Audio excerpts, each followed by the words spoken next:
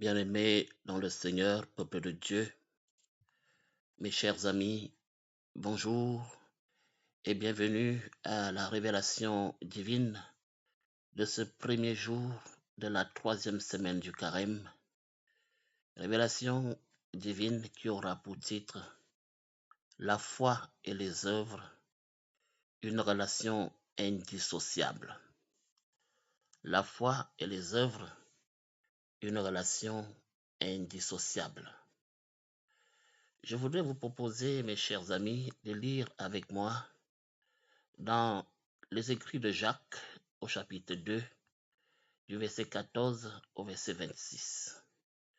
Jacques chapitre 2, du verset 14 au verset 26. En effet, mes chers frères et sœurs, l'apôtre Jacques nous montre que la foi et les œuvres sont deux aspects inséparables de la vie chrétienne. La foi sans œuvre est morte, car elle ne produit aucun fruit. Et les œuvres sans la foi sont vides, car elles ne sont pas motivées par l'amour de Dieu.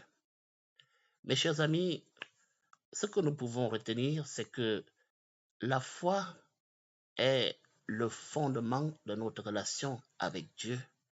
C'est par la foi que, en effet, nous sommes justifiés et que nous recevons le salut. Maintenant, lorsque nous parlons des œuvres, les œuvres sont le fruit de la foi. Elles sont la manifestation de l'amour de Dieu qui habite en nous. Ce que nous pouvons dire, c'est que la foi et les œuvres sont liées, car la foi véritable se manifeste par des actes d'amour et des actes de compassion envers les autres. Mes chers amis, peuple de Dieu, ce que nous pouvons retenir ce matin comme révélation, c'est que notre foi est authentique lorsque nous mettons en pratique la parole de Dieu et que nous aimons notre prochain comme nous-mêmes.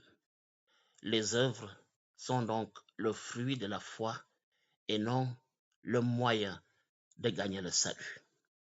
Prions ensemble.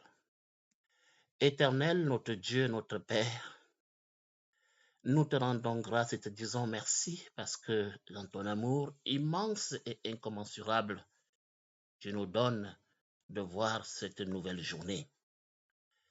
Aide-nous à vivre une vie de foi authentique, une vie qui se manifeste par les actes d'amour et les actes de compassion envers les autres. Donne-nous, Seigneur, la force de mettre en pratique la parole et de te servir dans mon prochain. Seigneur, fais en sorte que notre foi soit vivante, fais en sorte que notre foi soit fructueuse pour ta gloire. Viens rester avec nous tout au long de cette journée. Bénis-nous au nom de Jésus-Christ, notre Seigneur et Sauveur.